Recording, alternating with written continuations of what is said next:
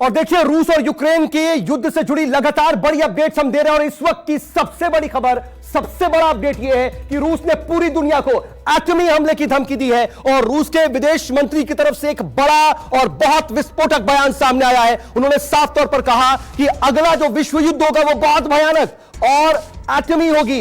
Atom bomb से तीसरे विश्व युद्ध की शुरुआत होगी, यह बात कही है। एटमी और भयानक युद्ध होगा, तीसरा विश्व युद्ध। यह रूस के रक्षा मंत्री की तरफ से बयान आया है। हम यूक्रेन को एटमी ताकत नहीं बनने देंगे। और इस वक्त मेरे साथ मेरे वरिष्ठ सहयोगी और न्यूज 24 के deputy editor Sanjeev Trivedi news room से लाइव जुड़ रहे हैं। साथ ही साथ मेरे साथ रक्षा विशेषज्ञ जैनी सर एक बार फिर से जुड़ चुके हैं। जैनी सर, मैं आपके पास आऊंगा, लेकिन संजीव पहले मैं आपसे समझना चाहूंगा इस बयान का मतलब क्या। एक टैक्टिक तो है, पोजिशनिंग की कोशिश तो हो रही है, लेकिन क्या यह मूर्त रूप भी ले सकता है आने वाले वक्त में? देखिए, लड़ाई की स्थिति का आकलन करें तो आप समझ जाएंगे कि ये बयान क्यों दिया जा रहा है। लड़ाई की जो स्थिति है उसमें यह है कि आज बुधवार है, 7वां दिन, और लैवरोव दरअसल इस बयान को तब दे रहे हैं जब एक शहर जो खेरसन का है वो पूरी तरह से कब्जे में आ चुका है। लेकिन ऐसे कई शहर हैं जो अभी तक कब्जे में नहीं आए हैं। कीव, खारकीव तो नहीं ही आए हैं, और भी कई शहर हैं। तो ऐसे में जबकि अभी लड़ाई और चलनी है और कीव पर कब्जा किया जाना है, कहीं ऐसा तो नहीं है कि वैश्विक गोलबंदी रूस के खिलाफ हो रही है, तो फिर उसके लिए धमकी देने की ज़रूरत है। और जो खासोआम में बातचीत थी, अब वो डिफेंस मिनिस्टर के मुख से आ रही है जो रूस के हैं, तो जाहिर है दुनिया को डरना चाहिए। लेकिन कहीं ये रूस का डर ही तो सामने नहीं आ रहा है। देखिए, रूस को इस बात का डर है कि जो इकोनॉमिक सैंक्शंस लगी हैं वो इकोनॉमिक सैंक्शंस उनकी इकोनॉमी को चोक कर रही हैं। तो दरअसल ये बयान कहीं ना कहीं उसकी प्रतिक्रिया के तौर पर है कि अगर आपने हमसे इकोनॉमिक सैंक्शंस के जरिए हमारी प्रतिक्रिया लेनी चाहिए, तो फिर वो दिन दूर नहीं है जब हम सबों पर हमला कर देंगे। और हम ये न्यूक्लियर हमला करेंगे तो ऐसा नहीं है कि केवल यूक्रेन को नुकसान होने जा रहा है, दरअसल आप सबों को नुकसान होगा। ये एक लार्जर धमकी पूरी दुनिया को दे रहे हैं सर्गेई लावरोव, और ये दरअसल बताना चाह रहे हैं कि अगर उनको और ज्यादा प्रेशर में लिया गया यूक्रेन के नाम पर, तो फिर वो न्यूक्लियर परमाणु हमले कर देंगे और ये दुनिया के लिए बड़ा खतरनाक होगा। वाकई खतरनाक होगा, और कोई भी नहीं चाहता कि इस तरीके से कोई एटम बम का इस्तेमाल करे इस विश्व युद्ध में, जो कहीं ना कहीं खतरा बढ़ता दिखाई दे रहा है। इस तरह की बातें की जा रही। मैं आ रहा हूं संजीव आपके पास। जैनी सर, मैं आपका रुख करूंगा। जैनी सर, इस विदेश मंत्री का बयान है, इस बयान को कैसे देखे? अपना डर तो है, पुतिन ने पूरा कैलकुलेशन तो कर लिया था, लेकिन शायद इतने सैंक्शंस की और इतने कड़े रुख की उम्मीद शायद उन्हें नहीं थी क्या? देखिए, ये पॉस्चरिंग होता है। ये एक किस्म से दूसरे को डराने के लिए और भड़काने के लिए और दूसरे को डिफेंसिव पॉस्चर में लाने के लिए ये सब पॉस्चरिंग के स्टेटमेंट्स होते हैं। इसका मतलब ये नहीं है कि एटॉमिक बॉम्ब जो है वो कल को या आज रात को फेंक दिया जाएगा। ये एटॉमिक वेपन्स जो होते हैं, ये वेपन्स ऑफ डिटेरेंस होते हैं, दूसरे को डराने के लिए कि बस आप संभल जाओ, अपने रास्ते में रुक जाओ, वरना कि इससे ज्यादा हो सकता है। आपने इसका लिए इतिहास गवाह है। आप देखेंगे कि क्यूबा क्राइसिस हुआ था 1960s में, जबकि के वेस्टर्न पावर्स और रशियन पावर्स में ईस्टर्न ब्लॉक के वॉर्सो पैक्ट में मिसाइल्स एकदम आमने सामने नोक टू नोक आ गए थे, लेकिन नहीं इस्तेमाल हुए। उसके बाद कई और सिचुएशन हुए, अफगानिस्तान का सिचुएशन हुआ, कोरिया का सिचुएशन हुआ, इंडिया पाकिस्तान का सिचुएशन हुआ, लेकिन न्यूक्लियर हथियार इस्तेमाल नहीं हुए। तो ये, मैं तो इसको पॉस्चरिंग मानता हूं, और ये पॉस्चरिंग बढ़ता चढ़ता जाएगा ग्राफ के माफे। यही है कि अगर इस पॉस्चरिंग से नहीं मानते और जेलेंस्की कुछ टोन डाउन नहीं करके सीज फायर के लिए मंजूर नहीं करते हैं, तो फिर ये लड़ाई लंबी लग जाएगी। ये अफगानिस्तान बन जाएगा, यूरोप का अफगानिस्तान बन जाएगा। ये वर्ल्ड वॉर वगैरह की बातें जो है, ये तो सब गीदड़ भक्की है। ऐसा कोई वर्ल्ड वॉर नहीं लग जाती, इसमें पूरी दुनिया शामिल नहीं होगी। आप देख रहे हैं कि ऑलरेडी नेटो पावर्स जिन्होंने की के इतना उसको चने के झाड़ पे चढ़ा दिया था जेलेंस्की को, एक जवान नहीं भेजा, एक बूट ऑन द ग्राउंड नहीं भेजा, सिर्फ वो धन भेज रहे हैं और हथियार भेज रहे हैं। उससे तो लड़ाई नहीं लड़ सकेगा जेलेंस्की, क्योंकि उसकी जो क्षमता है वो 1/8 है रशियन आर्मी से एज टू कंपेयर टू। तो ये जो है अगर खिंच गया, इसके लिए सीज फायर सबसे ज्यादा जरूरी है कि इमीडिएट सीज फायर होना चाहिए, क्योंकि सीज फायर के बाद ही बातचीत हो। अभी बातचीत नहीं करेंगे तो लड़ाई खत्म करने के बाद तो बातचीत होगी ही। तो इसलिए क्यों नहीं अभी बातचीत करके ये अपने जो तेवर हैं उनको डाउन करके सीज फायर पहले करें, ताकि तबाही बचे, लोगों का मरना बचे, बर्बादी बचे और आगे का रास्ता ढूंढा जाए। ठीक है, लेकिन जैनी सर, आपने पोस्चरिंग की बात की। इस पोस्चरिंग का और विदेश मंत्री की तरफ से यह बयान दिया गया है, इसकी भी तो अहमियत है कि कौन बोल रहा है। इसका क्या फर्क पड़ेगा, क्या असर होगा? इसका फर्क पड़ना तो चाहिए। अब एक तो जो ये बाहर बैठे हुए नेटो के जो चौधरी लोग हैं, बाइडेन, और ये लंदन में बोरिस जॉनसन, और पेरिस में आपके मैक्रॉन, और वो कनाडा में बैठे हैं 7 समुंदर पार ट्रेडू। एक तो इनको अपने स्टेटमेंट्स थोड़े से जरा टोन डाउन करने चाहिए, और दूसरा जेलेंस्की को समझना चाहिए कि उसके नेशनल इंटरेस्ट में क्या है। मेरे को अब लग रहा है लास्ट 2 डेज के Zelensky wants to stay in power. He is क्योंकि उसको यूनाइटेड नेशन में भाव मिल रहा है, सब लोग बात कर रहे हैं उसके लिए सब लोग सपोर्ट चलाए जा रहे हैं, तो उसको कुछ एक अहमियत लग रही है कि मुझे बड़ी अहमियत मिल रही है।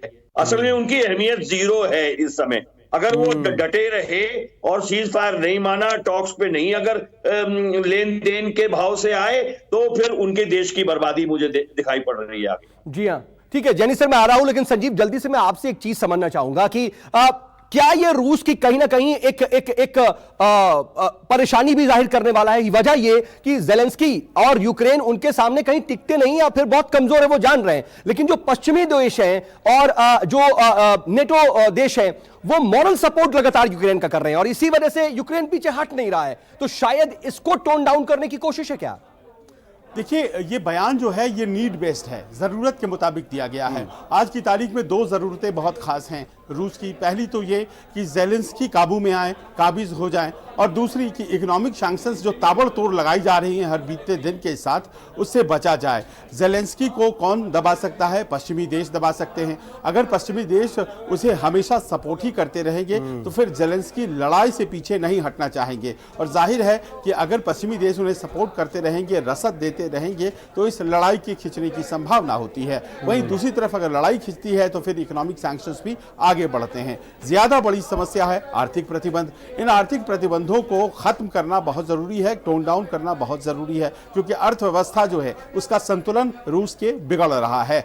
अब ऐसे में सीधा निशाना पश्चिमी देशों पर, अमेरिका पर, और ये जो न्यूक्लियर वॉर का जो डर होता है, ये जो डराया जाता है, ये ऐसा हो जाता है कि देखिए पश्चिम के देश हैं, ये इतने चालाक और सिद्धस्त हैं कि ये अपनी लड़ाई जो है वो दूसरे के इलाके में जाकर लड़ते हैं। अमेरिका कभी भी अमेरिका के आसपास लड़ाइयां नहीं लड़ता है। तो ये बताने की कोशिश है कि दरअसल इस लड़ाई को अगर आपने आगे बढ़ाया तो फिर हम न्यूक्लियर अटैक करेंगे और वो आपके लोगों तक पहुंचेगा। जर्मनी को और फ्रांस को और ब्रिटेन को ये बताने की कोशिश है कि अगर आप लड़ाई लड़वा रहे हैं हमें, और हमें आपने यहां फंसा रखा है यूक्रेन में, हमने तो सोचा था ये छोटी लड़ाई है, तो फिर आप भी नहीं बचेंगे और फिर हम न्यूक्लियर हमले करेंगे और ये आपके लोगों तक हमारे जो न्यूक्लियर मिसाइल से वो पहुंचेंगे। तो ये डराने की कोशिश है। जाहिर है इसका असर भी होगा, और ऐसे में जबकि बहुत प्रेडिक्टेबल पैटर्न नहीं है पुतिन आगे क्या करेंगे ये किसी को पता नहीं है। इस तरह की धमकी को बहुत लाइटली लेंगे पश्चिम के देश, ऐसा नहीं है। जी, और वाकई आपने देखिए अमेरिका का जो रुख है और अमेरिका किस तरीके से काम करता है, कैसे दूसरे को बलि का बकरा बना लेता है या फिर दूसरे के कंधे पर बंदूक रख के अपना काम करता है, वो दुनिया देख भी रही है यूक्रेन के पूरे मामले में। लेकिन जैनी सर, मैं आपके पास आ रहा हूं। पहले दिन जब 7 दिन पहले यूक्रेन पर हमला हुआ रूस का, तो उस वक्त यह कहा गया कि सैंक्शन से डरते नहीं है। एक दिन पहले संबोधन भी वो कर रहे थे तो पुतिन ने कहा कि हमारे ऊपर सैंक्शन लगाए जाएंगे। कहा गया कि कैलकुलेट कर लिया है पुतिन ने सब कुछ, लेकिन क्या उनका कैलकुलेशन कुछ गड़बड़ हुआ है? इतने ज्यादा आर्थिक सैंक्शंस की हुए उम्मीद नहीं थी शायद। देखिए, नेटो लीडरशिप का टोटल कैलकुलेशन गलत चला गया।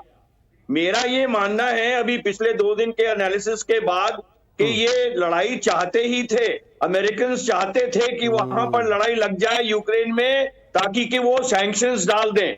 उनका मेन मकसद था कि किसी न किसी तरीके से रशिया के ऊपर सैंक्शंस लगा दें। पहले छोटे सैंक्शंस लगाए, फिर बाद में स्विफ्ट का इंटरनेशनल बैंकिंग सैंक्शंस लगाए, और सैंक्शंस को धीरे धीरे बढ़ाते रहे।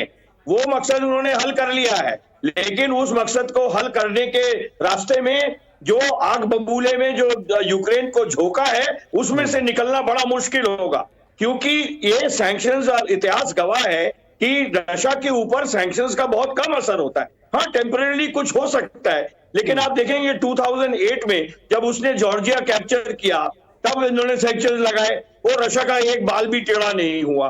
उसके बाद में जब ये 2014 में उसने क्रीमिया कैप्चर किया, इन्होंने और सैंक्शंस लगाए, रशिया का दूसरा बाल भी टेढ़ा नहीं हुआ। अब ये सोच रहे हैं कि हम स्विफ्ट के थ्रू करेंगे, ये करेंगे, वो करेंगे, उनके लीडरशिप के ऊपर में करेंगे। आप देखें कि उनके कितने लीडर तो बड़े बड़े महलों में दूसरे बाहर की कंट्रीज में बैठे हुए हैं, उनमें तो मौजे ले रहे हैं। तो सैंक्शंस का हो सकता है कि थोड़ी देर के लिए पेन हो, ये एक साइकोलॉजिकल वो होता है सेटबैक के, अरे हमारे ऊपर सैंक्शन लग गया, सैंक्शन लग गया, आप और हम बात कर रहे हैं टीवी पे, अरे रशिया के ऊपर सैंक्शन लगा दिया। असली में इसका कोई फर्क नहीं पड़ता। ठीक है, उनकी इकोनॉमी इस समय गिरी हुई है, उनका पूरे दुनिया में खाली 2% एक्सपोर्ट है रशिया का, तो कुछ हद तक तो उसको होगा। लेकिन आप देखें कि इंडिया के ऊपर भी जब हमने एटम बॉम्ब फोड़ा था 1960s में 70s में, तो हमारे ऊपर कितनी बड़ी सैंक्शंस लगाई थी अमेरिका ने, हमें सुपर कंप्यूटर आने बंद हो गए थे, सब चीज, लेकिन उभर आए हम उससे। तो हर एक देश अपने नेशनल इंटरेस्ट में ये करता है और ऐसा ही होगा। ठीक है सर, मैं आप दोनों के पास आ रहा हूं, लेकिन देखिए लगातार हम अपडेट्स भी दे रहे हैं और ये बताने की कोशिश कर रहे हैं कि क्या स्थिति है, और जरा कुछ ग्राफिक्स आपके सामने रखने की कोशिश करते हैं। रूस की जो एयर स्ट्राइक्स यूक्रेन पर हुई हैं वो कहां हुई है, जरा ये देख लीजिए। ये आपके सामने पूरी स्थिति है और आपके सामने जो नक्शा है वो है यूक्रेन का, तो कीव है, उसके अलावा ओडेसा है, और जो तमाम दूसरे शहर कहां पर एयर स्ट्राइक्स हुई हैं, ये आप जो नारंगी रंग देख रहे हैं वहां रूस लगातार बमबारी कर रहा है, लगातार इन पर कब्जा करने की कोशिश कर रहा है। और खार्किव का इलाका, वहां पर जबरदस्त बमबारी तो चल ही रही है। खिरसान पहले ही यूक्रेन हार चुका है, लेकिन अब कीव की तरफ लगातार रूसी सेना बढ़ रही है। एक बड़ा उनका जो कॉन्वॉय है वो तो बढ़ ही रहा है, लेकिन साथ साथ दूर से भी मिसाइल अटैक्स हो रहे हैं, बमबारी हो रही है, शेलिंग्स हो रही हैं, और कीव को भी बड़ा नुकसान पहुंच रहा है। और हमने कल भी देखा, लगातार धमाकों की आवाजें भी हमने सुनाई कि किस तरीके से टीवी टावर उड़ाया गया, उसके बाद भी दूसरे और इलाकों में कितनी ज्यादा हेवी शेलिंग्स हुई है, बमबारी हुई है, लगातार वहां पर सायरन बज रहे हैं। और उसका असर यह है कि अब कीव का जो किला है वो भी शायद ध्वस्त तो होता हुआ दिखाई दे रहा है। कहा जा रहा है कि कल की रात नहीं बल्कि आज की रात तो वाकई कयामत की रात हो सकती है। और जरा ये आप इस वक्त देख लीजिए कि क्या स्थिति है और कहां तक पहुंच चुका है रूस। ये आप देखिए, हमने पॉइंटर्स निकाल करके आपको सामने मैप के जरिए बताने की कोशिश कर रहे हैं कि कहां तक रूस जो है वो पहुंच चुका है। जो कीव का इलाका है, ये जो कीव का इलाका है, वहां पर चारों तरफ से राजधानी को रशियन फोर्सेस ने घेर रखा है। वहीं अगर आप खार्किव का इलाका कर ले तो वहां पर कई हमने देखे धमाके देखे और पुलिस एकेडमी तक को निशाना बनाया, पूरी बिल्डिंग उड़ा दी। ये आपको दूसरी पोजीशनिंग हम दिखा रहे हैं जो खार्किव में बुरी तरीके से। और मारियोपोल की भी स्थिति देख लीजिए, यहां पर आपको मारियोपोल की स्थिति, वो हवाई हमला लगातार झेल रहा है ये शहर, और यहां पर भी कब्जा एक तरीके से माना जा रहा है कि तकरीबन हो गया है मारियोपोल पर भी। और आप चाहे डोनेस्क ले लीजिए, चाहे वो लुहांस्क ले लीजिए, चाहे वो ओडिशा ले लीजिए जो ब्लैक सी से लगता है, उन इलाकों पर तो लगातार शुरू से ही रशियन फोर्सेस आगे बढ़ती गई। और डोनेस्क और लुहांस्क को तो पहले ही स्वतंत्र राष्ट्र घोषित किया था पुतिन ने, उसके बाद से सीधे उनकी आर्मी पीस कीपिंग के नाम पर अंदर चलती चली गई। और उसके बाद देखिए यूक्रेन पर किस तरीके से 7वां दिन है जब युद्ध यूक्रेन झेल रहा है। एक बार फिर से अपने एक्सपर्ट्स के पास चलते हैं, संजीव तो बने हुए हैं, लेकिन जेनी सर मैं आपके पास आना चाह रहा हूं। जेनी सर, इस पूरी स्थिति के बीच में एक बहुत जो सवाल है वो मौजू ये है कि क्या इस पूरी स्थिति के बीच, चाहे वो पश्चिमी देश का रिएक्शंस हो या सैंक्शंस हो या रशिया अपनी तरफ से यूक्रेन पर हमला कर रहा है, क्या चाइना भी एक साइलेंट प्लेयर है इस बीच, रूस के पीछे खड़ा है, उसकी इस वक्त क्या इन्वॉल्वमेंट है? देखिए, किसी भी लड़ाई में एक एस्केलेटरी लैडर होता है, उसमें स्टेप बाय स्टेप, पीढ़ी बाय पीढ़ी वो एस्केलेट होती रहती है कॉन्फ्लिक्ट की सिचुएशन। पहले मीडिया हाइप होती है, उसके बाद में स्टेटमेंट्स होते हैं लीडर्स के, फिर ट्रूप्स का मूवमेंट होता है, फिर बॉर्डर के ऊपर में मैसिंग होती है, और उस तरीके से अब आप देखेंगे कि जो सुनामी थी, जो टोर्नाडो था, जो रशियन का जैगरनॉट था, जो रशियन का जो ब्लिट्जक्रीग था, 600 से 700 किलोमीटर वो ऑलरेडी इसमें आपके यूक्रेन में ऑलरेडी आ गए हैं। अब रहेगी बैटल जो कि बड़े बड़े शहरों की। खार्किव ऑलरेडी गिर गया है, साउथ में खेसोन गिर गया है, उन्होंने बंदरगाह बंद कर दिया है। अब रहा कीव और एक दो और टाउन। कीव इसलिए क्योंकि वो कैपिटल है वहां का। कीव एक बार अगर गिर गया तो इसका मतलब सरकार गई वहां की। और जो भी शहर है, आप देखिए कीव एक छोटा मोटा शहर नहीं है। मुझे मौका मिला है, सौभाग्य मिला है जाने का, वहां पे मैं देखा उस समय पर 15 किलोमीटर 20 किलोमीटर का उसका डायमीटर था तब 90s में। अब तो वो कम से कम नहीं तो 30 किलोमीटर का डायमीटर होगा, रेडियस होगा। यानी कि left to right Kyiv 60 kilometre का उसका डायमीटर है। तो कितना बड़ा शहर होगा। और अब ये स्टेज आ गई है कि अब बिल्टअप एरिया की फाइटिंग होगी।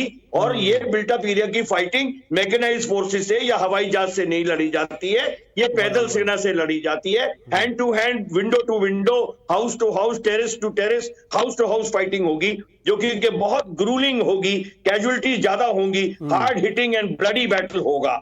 और इसीलिए ये टाइम लगेगा।